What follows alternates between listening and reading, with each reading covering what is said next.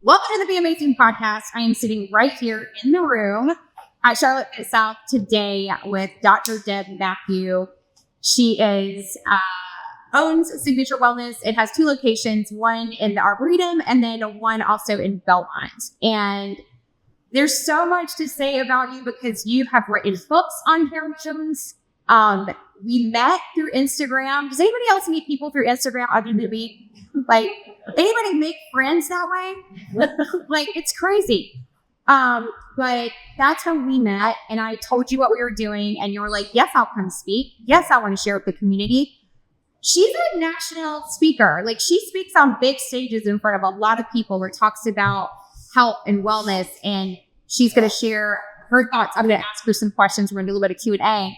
But the other side of that, too, is you also wanted to share about, women and breast cancer. And I kind of want to let you start with that first because I felt like that was really important to you to share that. Sure.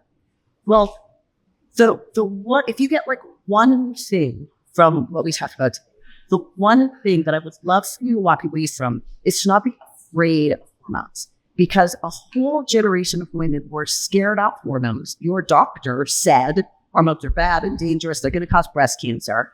And I don't know if you remember back in the 80s, I don't know if all of you are, but back in the 80s, we told everybody that eggs were bad. We told you that butter was bad, and we told you to eat margarine. And that was like a big bad mistake that we made. Well, it turns out that hormones don't cause breast cancer. Estrogen in particular does not cause breast cancer.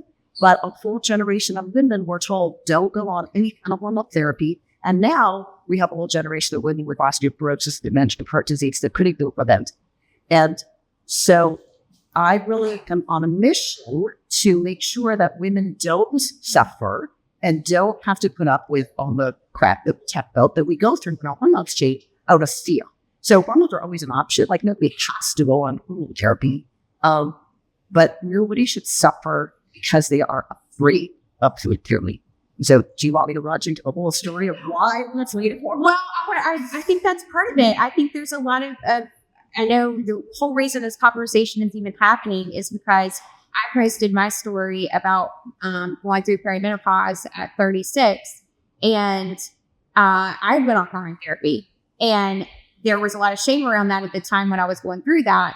And so when I posted last year about my story, all of a sudden there's like these flood of messages asking me like, what about this? Did you go through hormone therapy? Is it safe? What do I eat? Do I do HIIT training? Do I do yoga? Do I go run? Do I walk? Like all these things. And I'm like, oh, this is like way too much because it's so individualized to each person. And so I'm like, we got to put the right information out. Like, we got to get somebody that can help speak. So the more that like all of us now will be empowered with some information. So when the women in your life come up and they start talking about it, you're going to be kind of like loaded with some good answers and even some resources. So yes, let's talk about the hormone side and why are we scared of it?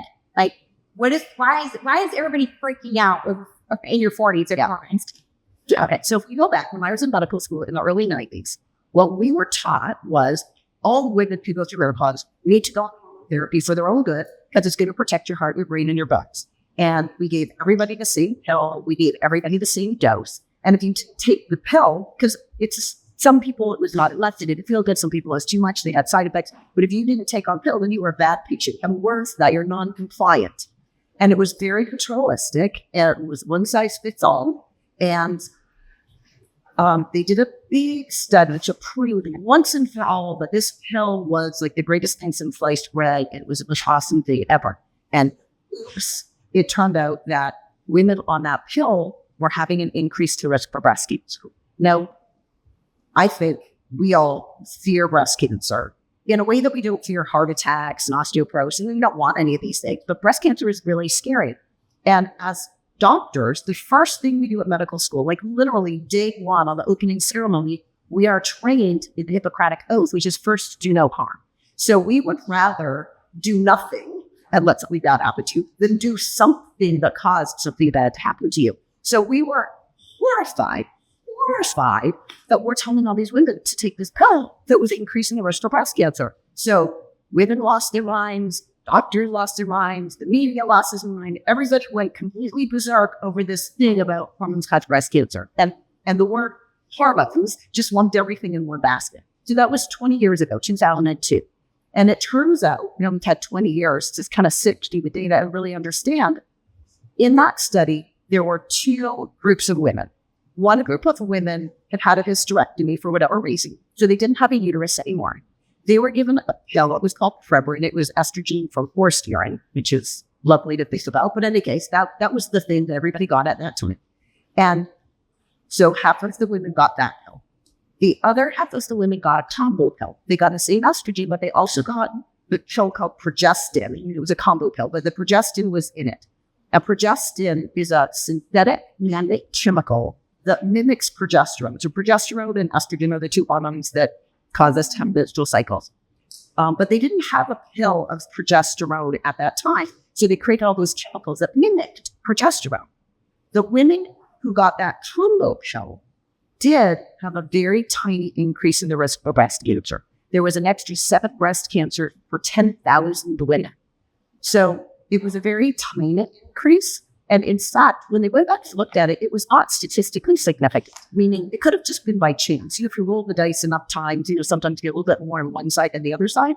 So it was not statistically significant. It was the tiniest little change, only with that specific pill.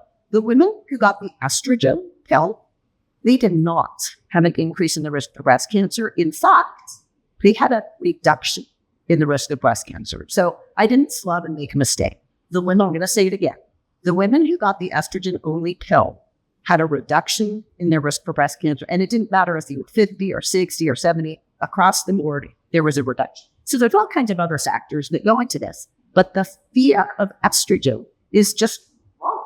But even today, I have women coming in all the time who've already been to their gynecologist, they've already been to their family doctor, and they were told, no, you should take hormones, and you should get off the hormones now because you're 60 or 65. You should not have hormones because your mom or your great Aunt Millie had breast cancer. Like, doctors to this day are so scared of breast cancer. And more and more research is being done that supports the fact that estrogen doesn't cause breast cancer. So across the board, the preponderance of all the evidence shows the benefits of estrogen for women. It's an antioxidant. It's anti-inflammatory. It keeps our tissues elastic. So if your skin is more elastic, you have less wrinkles. If your vagina is more elastic, your sex it doesn't grow. If your blood vessels are more elastic, you don't get hardening of the arteries, attrition. So estrogen does this huge whole list of really important things for women that keep us from getting frail, fragile, and demented, and in the depends aisle at the grocery store. In fact, in Europe, in the UK, all women are offered hormone replacement therapy for free because the government, social life medicine, and the government knows that if they can keep women healthier, it's going to save so much money for their healthcare system. But here, it's very different because here, first of all, we're very controlled is the wrong one. It's influenced by the pharmaceutical industry who wants to sell blood pressure drugs, and they want you to have heart stimulants because they make a lot of money, etc. And very influenced by our sort of litigious society, right? Doctors don't want to get sued if you get breast cancer. So here we still are very afraid of hormones, and it's just such a shame. And then the other thing is, if you have your uterus, we want you to have the estrogen or the progesterone with the estrogen, because if we just give you big doses of estrogen, we can cause uterine bleeding and we can cause problems. So we give you the progesterone to protect your uterus. But if we give you real progesterone, like your body used to see, it can protect your uterus, and it does not increase your risk for breast cancer. So why in 2024 would anybody give that old-fashioned pill that had the tiniest little risk? But why would you ever do that? The natural hormones are available. And if you don't have a uterus, if you had a hysterectomy or whatever, doctors will only give you estrogen because they don't want to give you that other pill because it increased the risk for breast cancer, even though it was just a teeny tiny risk. But you have progesterone receptors everywhere in your body, And the part of you that has the most progesterone receptors is in your brain. And I want to talk about what these hormones do, how they make you feel. But practitioners like me who are looking in a more holistic way, we give progesterone to all of our patients who have a brain, whether or not you have a uterus. So there's better ways of doing things. So we know so much more than we did 20 years ago. What we want for you is we want bioidentical. And what that word bioidentical means, it's very controversial, which just take a deep breath. But bioidentical just means that the hormone is exactly the same as the hormone that your body used to make. That's all that it means. There are FDA-approved forms that come from Walmart pharmacy. You can get a personalized prescription from a specialty pharmacy called a compounding pharmacy. Sometimes the regular ones are generally covered by health insurance. The compounding ones, not so much, but we have a lot more options and choices. So sometimes that will be a better option for you. They are widely available. Every doctor prescribes bioidentical hormones. It's just that they don't know which hormones are bioidentical and which ones are not. And it makes it really hard for women because this science of helping women balance their hormone, getting through perimenopause and menopause is just this black hole in medical school. It's just not addressed. Neither is nutrition, or fitness, or stress management, or anything else. But it's not addressed. So don't be mad at your doctor or your practitioner when you go in, because if they are trained to help you, it's only because they took it upon themselves to go learn this and figure this out, because this is not what you were taught. And I want to go right into that because about doctors, because I had this question for you and it was like, why do I go to my doctor? And I'm like, clearly, I know my body and something is not right. I know something's off. And they're like, no, you're fine. You're fine. Nothing wrong with you. But something's wrong. Like, I know something's wrong. So tell us a little bit about like what that is about, because that seems to be a common thing when you go into the doctor. Sure. Like, people. And he chews so loud. Like, she just is like this. And she has no interest in sex. Like, literally could care less whether she ever has sex ever again in her whole life. And he, of course, feels quite differently. So let's just imagine she marches on into her, family practice office, and she clunks herself down in the chair, and she says, my husband chews so loud, I want to punch him in the throat. I never want to have sex with him again. Like, what is your doctor going to do about that? Like, what if they got for you, right? I mean, they could give you some Prozac or some kind of anxiety pill or something. You're not really sick. You don't have a disease. So they're just not equipped for what to do.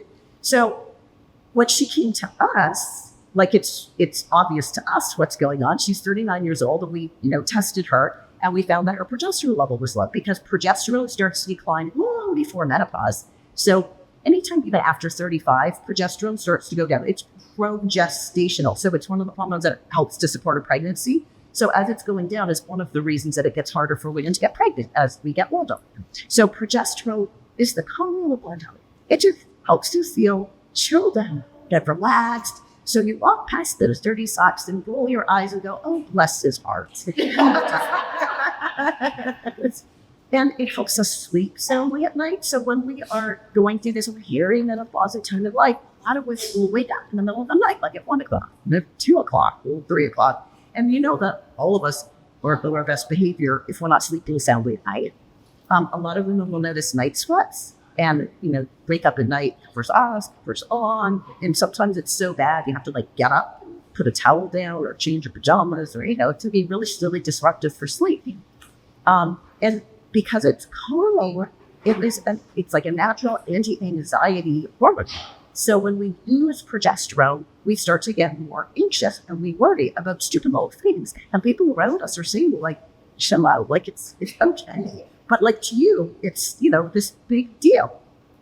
And so for her progesterone level had gotten low, and her testosterone level had gotten low too. So testosterone is also mean in your ovaries. So as your ovaries are starting to slide downhill when you're way to menopause, if testosterone goes down, it has everything to do with sex. It's not the only thing that causes problems with sex, but testosterone is what makes you think about it in the first place. So the idea even pops in your head, you become aroused, it got lubrication, it have an orgasm. So if testosterone is low, it just kind of goes downhill. it helps to keep your muscles and your bones strong. So now when you're in the gym and you're working out, like you're just not seeing anything, like you're not getting the results. And it's a motivating. So it's the hormone that gives us our get up and go and get things accomplished. And it's our competitive drive, our confidence, our self-esteem. And so if testosterone goes down, we just feel kind of flat, kind of blah. You may not like feel like doing things that you used to really enjoy. You know that you used to like to go to the gym, but you don't really feel like going to the gym. Or, you know, that you might decide, oh, I'm going to make lasagna today. And you think about how your family will love it. And you run to the store and get all the ingredients, whip it up and serve it to your family. And it's like this great family dinner. But when you have your testosterone in your system, you're out of getting up and going to the store. And you got all those layers, like, forget it. They can have something under the freezer and just be grateful they're being fed. So it's our motivating animal. And we start to worry about things we don't need to worry about. Like, it just, these hormones impact who we are on the inside, how we relate to people around us, how we react to the world. So we just know that we don't feel right. If something is wrong, but it's hard to put it into words. You know, like if your elbow is swollen up twice its size and it's all purple, you could just walk into the doctor's office and go like this, and right away they can see something's obviously wrong. But when it's how you feel, it's hard to put that into words. And the only real words that we have to describe that is either anxiety or depression. Like those are kind of the only two options. And then from your medical provider's point of view, we've got anxiety pills, or we've got antidepressants, and then there's a blend of all the different kind of ones in between. But if it's a hormone issue, first of all, the medications are going to really work well because it's easy wrong problem. Some of the side effects are low sex drive and gaining weight. Well, that's really helpful when you're already sliding in with problems like that. But so going back to our 39-year-old patient, once we got our hormones back to balance, the thing I really remember the most is she came back in at 30 days for her follow-up appointment, and she said, I haven't fought with my husband for a whole month.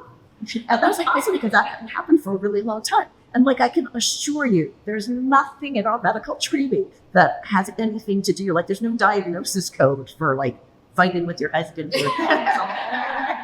And then a few months later, this flower arrangement was delivered to the office, and it was on the front desk, and it was these sunflowers. And we're all looking at each other, you know, thinking, oh, who got the flowers, you know, and who's got a secret admirer. And when we read the card, it was from her husband. And it said, thank you for giving me my life. So the hormones are so important. And it's just, doctors are scared. They don't want to get sued. They don't want to cause breast cancer. They don't know how to prescribe them. I didn't know. Like, can I tell my personal stories? Okay. So when I was in my late 30s, I think that's probably 36, 37, I was really not young. Like, you know, I told you this story the other day. You know, these Karens out there, we always hear about them in the news, they're doing stupid things and get themselves into trouble. If you look at how old they are, they call sort of women of a certain age. I think they're all deficient in progesterone, right? But they just go, so I was a Karen. And I would get so raked out of shape over the stupidest little things. My husband would just look at me and go, like, who are you? And like, what have you done with my life? And I used to scream at my kids over the stupidest little things. And I felt so terrible. Like, it's not. I wanted to be the cool mom, not the crazy mom. But I started waking up in the middle of the night with panic attacks for no reason. Like, there was nothing, you know, worrisome or terrible going on in my life. But I'd wake up in the middle of the night, my heart is racing, I couldn't breathe, and I had no idea what was going on. And so what really changed for me is one day my husband was at the gym, and on the table they had all these health books. And there was a book that was written by Suzanne Summers, but it was called The Sexy Gears. Now, if the book had been called Women's Hormone Problems, you know that man would have not touched that. That's not what it was called. So keep it to that. And when you read the back, and you know, it's got the little bullet points, like, are you irritable? You know, he's like, mm-hmm. And so he came home and he suggested that I read this. And you can just imagine, like, as medical providers, we do not want to get our medical information from celebrities out of all the sudden. And I just looked at him like, you have got to be kidding me. But I mean, I didn't know what else to do. Like, literally nothing in my medical training helped me to understand what was going on. I didn't feel depressed. I didn't really feel like I was anxious, or at least I'd never been anxious all the previous part of my life. All of a sudden now I was. But when I read the book, it changed my entire life, because there were lots of stories about women who felt just like me and how much better they felt when they got their hormones back in balance. And that's where I learned that progesterone is a calming hormone. All I knew was a progesterone that, to do with your uterine lining, and it was in birth control pills. But I had no idea that there was a natural form of progesterone, and then there was the drugs. So all birth control pills have drug forms of estrogen and progesterone, but they're not real hormones. They're chemicals. They're man-made drugs that mimic your hormones, but what they do is they turn off your natural hormones and they get replaced. Not the same thing. So I had no idea. And once I learned that, my mind kind of exploded, and I was able to figure out what was wrong. But I also found that there's all these places that I could go to get trained, and that there was real science behind it. Like, there's real research. This is not like, with medicine or, I mean, there's real science and research behind this. But because it's not all about writing prescription drugs, there is not a whole army of very attractive pharmaceutical sales reps knocking on every doctor's door to show them all the research and the data in order to get them to prescribe the medications. So it's sort of languishes, and this fear of hormones, and estrogen in particular, has been seared into our brains, and so it's kind of crazy. Well, I don't remember what the question was. no, Sorry. we were just talking about your sharing your story about how you got into this because you are from the medical field and now you're treating women. And we talked about, I think the biggest thing was the fear thing when women go to the office and they go to their doctor's office and they walk in and there's something wrong and the doctor really doesn't know how to help, and you have to push to get a blood panel taken because you're like, I know there's something wrong, check my blood, because that's what you hear, get your blood checked. So when somebody is in that position, sometimes I'm usually a very laid back. So if they're the expert and I listen to the experts, I always have. I've never been one to really advocate for myself or stand up for myself. I'm doing more of that now. But this was one time that I knew for me that I had to push back when the doctor said, no, you're fine. And I'm like, I am not fine. I need you. All I knew is I heard somebody tell me I need to have my blood checked. So that's all I knew to ask. Please have my blood checked. And she fought me. I just sat there and I'm like, I'm not leaving this office until you have my blood checked. And so for me, that was an important moment to step up. What would you say to someone? Because I've had some women say, because my blood got checked and we found out that I was low in estrogen, my hormones were way off. And so we were able to, then do hormone therapy. But you said that there are moments that the blood panel will come back and everything seems fine, but you said you have to dive deeper. Yes. So I want you to answer that. And what blood panel, when you say that, what needs to be checked? What are you looking for? We are trained in medical school specifically to not test your hormones. So even if you're going through menopause, you got hot flushes of the weather, you got all the symptoms, we're trying, don't test your hormones, just write your prescription for estrogen and see you next year for a refill. But there are so many nuances, and you have lots of different hormones. It's not just all about estrogen. And in fact, until your periods stop, and you're usually that's around 50, it happens earlier for some people, but until your periods kind of stop, your estrogen is probably not even the problem. It's probably some of these other ones. So if you go in and ask to be tested, or if you say, am I in perimenopause, and you really push to get a blood test done, typically what the order is a test called FSH, follicle stimulating hormone. And what that hormone does is it tells us whether your ovaries are still doing a good job. So it's really more of a marker of, do you still have to worry about birth control, or, are your ovaries kind of kicked down and you're not really at risk for getting pregnant anymore? That's really all that it tells us. And it's still not guaranteed, because your ovaries, when you're going through this perimenopausal time in your life, it's like puberty in reverse. It lasts years and years and years. There's no definite starting point. It's hard to really say for sure. But when you're in this time frame, your ovaries are kind of like a bad employee. You never know when they're going to show up for work. Even if they show up, they don't have a job. They're unpredictable. So your FSH might be high one month. It might be better another month. It's all over the map. But that's not really we want to know more. And the problem is estrogen and progesterone fluctuate over your menstrual cycle. They're supposed to be low when you're on your period. That allows your uterine lining to shed so that you bleed. And then estrogen starts to go up the week after your period. That's usually the good week. That's usually the week when you go to the gym and then you're chopping your broccoli and you're cleaning up the closet. You go pretty good. And then mid-cycle is when estrogen spikes. Progesterone is still low, but estrogen goes really high for a few days when you ovulate. And then estrogen stays fairly high, but now progesterone goes up really high. So it's this dance of this up and down with hormones all month long.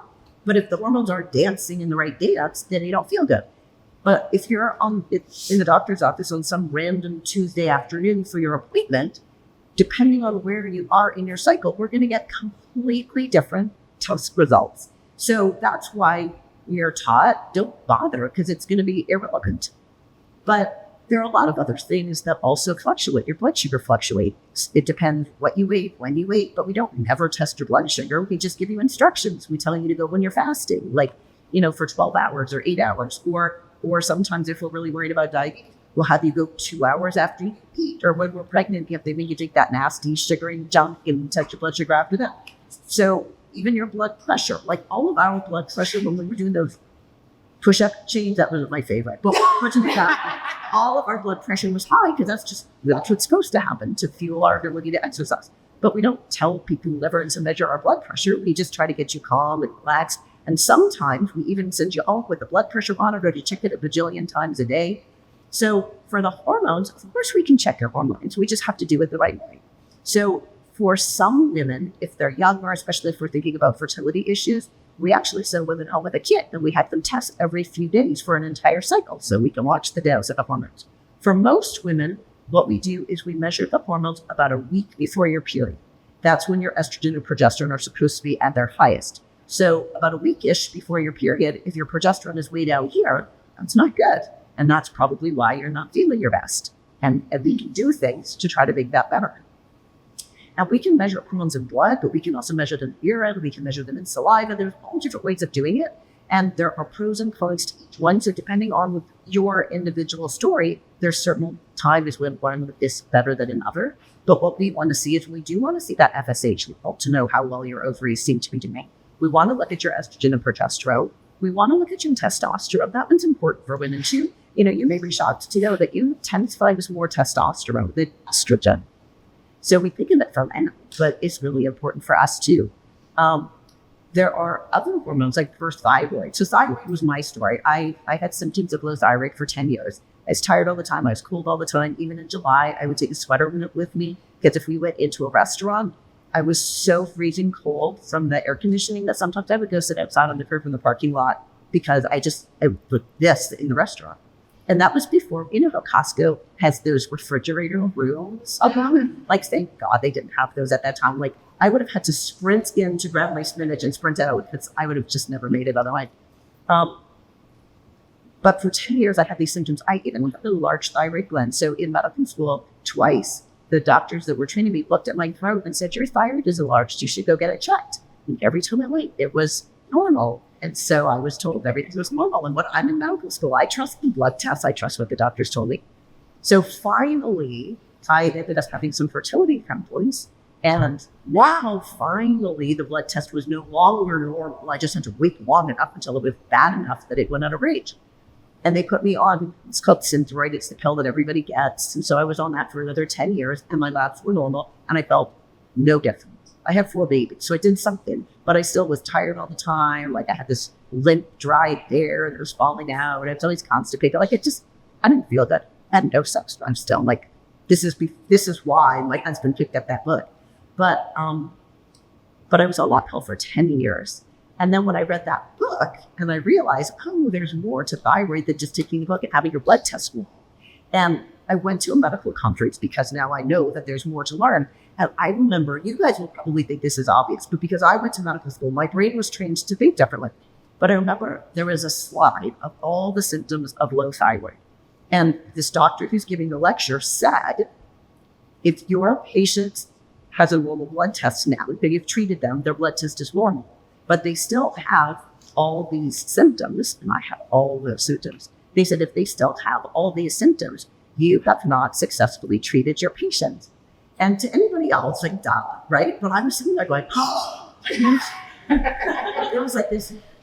And so once I changed how I was being treated, everything is just different. Like there's no way that I would have retrained and started a way of practice or written any books or gone on TV or like done these speaking up in here or done that workout. Like I would still be laying on the couch staring at the laundry waiting for it to fold itself because like I just had nothing left in me to give. So this is a story that is super common, is that you're sure your thyroid just has to be like, you can't lose weight no matter how hard you try, or if you're tired all the time, like something's got to be wrong. And you go in. So the three things they'll test you for, maybe if you push, they'll test that FSH. They will test the screening thyroid test. It's called TSH, thyroid stimulated hormone. They'll generally test that for you. And they'll generally test some kind of an iron count just to make sure you're not anemic. So there's a couple of different ways they could do that, but usually they'll check it just to make sure you're not anemic. And then you get this great letter, right? It says, congratulations, all your results are normal. So then I was like, oh, I wish the one fooled itself. But so common. There is a whole other hormone of labs that we can order to look at your thyroid. And so if you're not quite all the way off the deep end yet, or if you're on the thyroid pill, like I was, that's just not quite doing it for you, if we can look at the rest of the thyroid pill, we can often understand more about what's actually happening. We can understand more about why are you having thyroid in the first place? Nobody ever asked that question. And thyroid is a really, really important part of all the stuff that we're talking about. It is not just about estrogen. And if you are hypothyroid or like borderline and, kind of heading in that direction, it causes menstrual problems. It causes mood problems. You don't sleep well. You can't lose weight. You lose libido. You want to punch your husband in the throat for chewing too loud, like all similar things. But it messes up the rest of your hormones. And so now you've got these perimenopause symptoms, but you're all sort of symptom now. So it's just like, well, that's the part I thought was really interesting, because when we sat in the office and you told me, like, it's not just estrogen and progesterone and all, that those two things, like so much more. And so that kind of opened my mind to like, wow, yeah, like, because if they're only testing you for this and you're still feeling bad, there's obviously something going on. You just might have to find somebody to help you investigate further to get the answers that you need. So I want to ask right now, does anyone have a question? So if you were having a regular period, close to that time about the fact you're 50 in August, what days would you do all those panels? Yeah, that's a good question. If only we had a crystal ball. So if your periods are unpredictable, or if you have an IUD, a lot of times you don't get a period anymore. So your ovaries are still doing whatever they're doing, but you don't have a period. Or maybe you had to have a partial hysterectomy. So your uterus is gone and you don't have a period, but you still have your ovaries. Like, we don't know, right? So some women can't tell, like when they're feeling that PMS. So we try to get it at that time. Interestingly, sometimes we have moms who have teenage daughters, and the teenage daughters have their period at the same time. And so, like, usually women kind of cycle. So yeah, sometimes we go when your daughter has PMS, and sometimes we just have to do our best. Sometimes we'll measure your hormones 2 weeks apart just to kind of see the difference. So if it's high 1 week and low the other week, then that's one answer. If it's low both times, then we kind of have a different answer. But it's a little tricky. Yeah, which is why we're trained dopamine. Yeah. All right. Anyone else have a question? Yes. Where does fibroids fit into all of this? Yeah, that's a great question. Okay, so fibroids are when you get up, it's basically a benign tumor, like it's not cancer, but you get these growths in the lining of your uterus, and there's different kinds, and some are more serious than others, but they can cause heavy bleeding, and you can feel bloated, and sometimes you don't even know they're there and they don't bother you. Sometimes they can be really bothersome. From a hormone point of view, estrogen makes fibroids grow more, and progesterone helps to hinder fibroids from growth.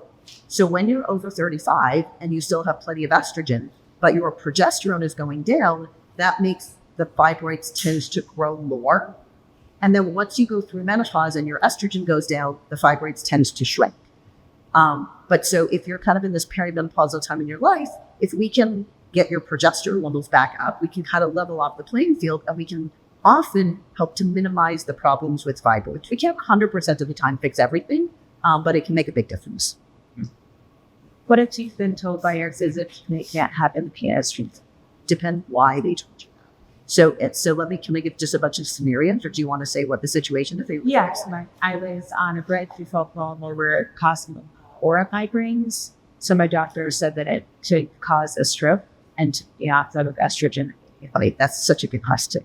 Okay, so doctors lump all hormones together in the same bucket. You were not on hormones, you were on a drug. You were on a synthetic form of estrogen and a synthetic form of progesterone. They're man-made pills. Both, any kind of estrogen pill increases your risk for blood clot. Any kind of synthetic drug form of progesterone can increase the risk of a blood clot. Natural progesterone does not increase the risk for a blood clot. If you're on estrogen through your skin, like a patch or a cream or something like that, does not cause an increase in the risk for a blood clot. So if you are perimenopausal and you still have your estrogen, but the problem is that your thyroid is off, or your progesterone is low, or your testosterone is off, like none of those things increase the risk for strokes, and they help to prevent migraines. And then when you go through menopause, and then you really could benefit from estrogen, then if you use estrogen in a form that goes through your skin, and we've got patches and creams and vaginal suppository, we've got like lots of different ways that we can do it, then it doesn't carry the same risks as if we give you that synthetic pill, which is it's got the synthetic progesterone, it's got the oral estrogen. That pill, the one that had a little tiny increase in the risk of breast cancer, we know well that it increases your risk for blood clots. And the older you are, the greater the risk. So when you're 70, it's a much bigger risk. When you're 50, it's like a small risk, but like, why have that risk? So hormones actually, often when women have migraines that are tied to their menstrual cycle, if we can get your hormones balanced, we can do a lot to get rid of those menstrual migraines. And then when you go through menopause, it makes it better. But hormones can be associated with migraines. And so that's something that we have to take into account. Like, we don't just give you a prescription and say, see you back next year, and then you go home and have a migraine, and we say, okay, well, now you can never have more hormones, because it's a dose thing, it's a balance thing. So there's lots of ways to do it. Is there a specific form of mechanism With migraines? So there are a couple of different ones. It's mostly the estrogen and progesterone. And so for progesterone, if you have migraines before your period, like those few days leading into your period, it's often the drop in progesterone right before your period that triggers it. With estrogen, any change in estrogen can trigger it. So when estrogen drops right before your period, that can trigger migraines. And those migraines often last into your period, like a few days. Or when you ovulate and estrogen spikes up and then drops, that can trigger mid-cycle migraines. So we can often tell based on what your pattern of migraines is. And then if you have migraines, a lot of times there's other triggers too. So it's not always quite so obvious, but generally we can tell. And if you have migraines that are triggered by a change in estrogen, that's one of the times that we do give just a very low dose of estrogen, even if you're not technically estrogen deficient, just to try to smooth that out so that we can avoid migraines would be true. Well, so take 2 more questions. Anybody? I'm curious what long-terms, somebody who long-term birth controls, how does that affect menopause? Look, so when you're on birth control pills, let me kind of answer this in a long way right here. When you're on birth control pills, birth control pills shut down testosterone. So they lower libido. That's not how they work for birth control, but they do. Lower libido. They lower testosterone.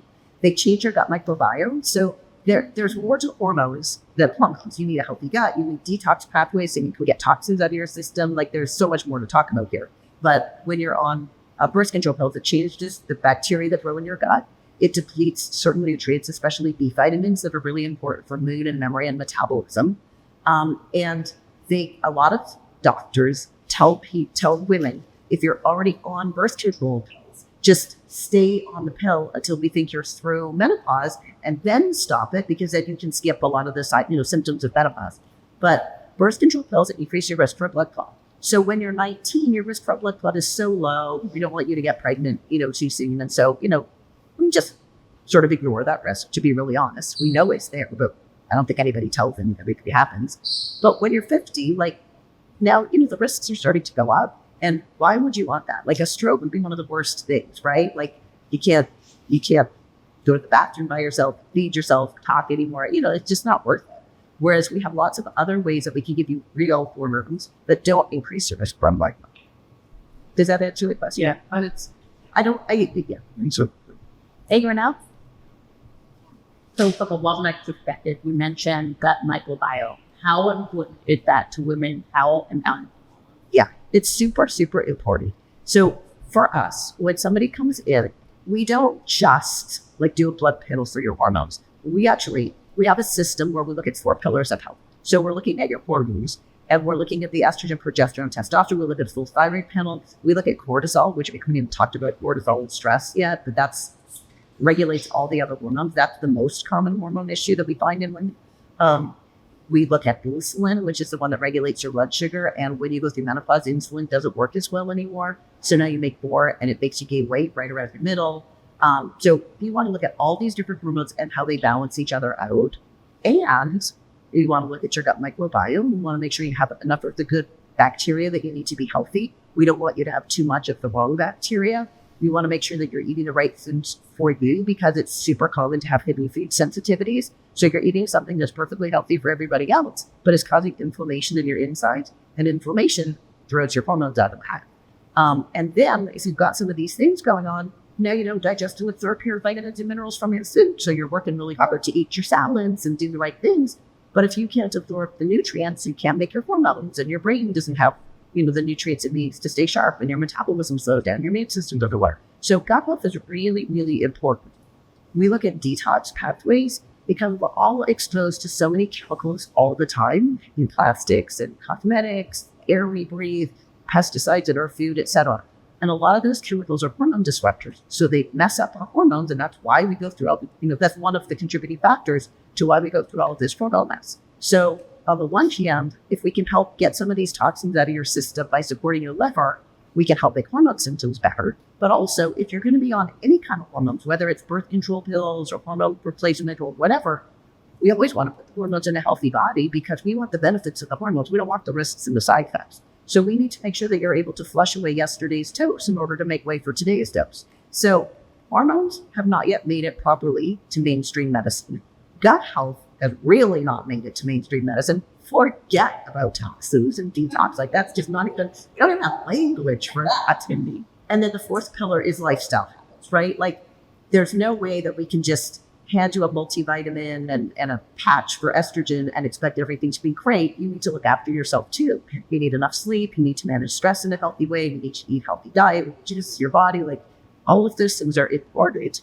But it's a two-way street, because when you feel crappy, it's hard to chop your broccoli and lace up your sneakers. And if only you could sleep through the night, you would. But, so where we really find that we get our best results is when we wrap our arms around the big picture and we address all of these factors together, because they're all so intertwined and they're all really interfused. And I think that really wraps up this whole morning. This is about health and well-being, like a whole person. And we've covered move your body. We've covered with yoga, with just like kind of having that moment to really kind of settle in and now having this conversation. I feel more educated about hormones now. I have a lot of deeper understanding. And that was our goal for today. Like, she's got so much to share, and I'm going to have you back. Like, we're going to do something again, because there's too much to, we got to talk about cortisol and stress, because that's just, I think in itself, that's like a main thing that we all have in our life at some point. But I just want to say thank you today so much for being here, and for just sharing, just being willing to share all the information. Go ahead and share about your book, because everybody gets a copy today. Yeah. So I wrote the book because what I hear the most when women come in is the question is it my hormones? Like, here's all my symptoms, and there's usually a whole list. And I'm not sure if I could have hormone problem, but I know that something is wrong, and like, this is not wrong. So literally the name of the book is This Is Not Wrong. But it's got a bunch of checklists. So like, you can go through and check off, like, do you have all the symptoms of low testosterone or low thyroid or high cortisol or whatever it is, so that you can start to understand what may be going on. And then it's got tips for what you can do to start getting yourself back in balance. It also has tips about how to talk to your doctor, so that you kind of know what to ask for. And it has some resources in the back for how to find a different practitioner if your practitioner is not the right one to help you. So just be aware your practitioner means well. I'm sure they care about you. Our healthcare system is a hot mess. They probably hate your job at this point. Like it's not their fault. They were not taught how to do this, but don't accept that. Like if you know that you don't feel good and they just really don't have anything to offer, if they're dismissing you, if they're telling you we don't do that, you're too young to have a hormone problem, like this is normal, put up with it, like whatever they're telling you, just smile and nod and say thank you and go find somebody to encourage you. Well, I hope this has all been helpful. Thank you all so much. Yeah.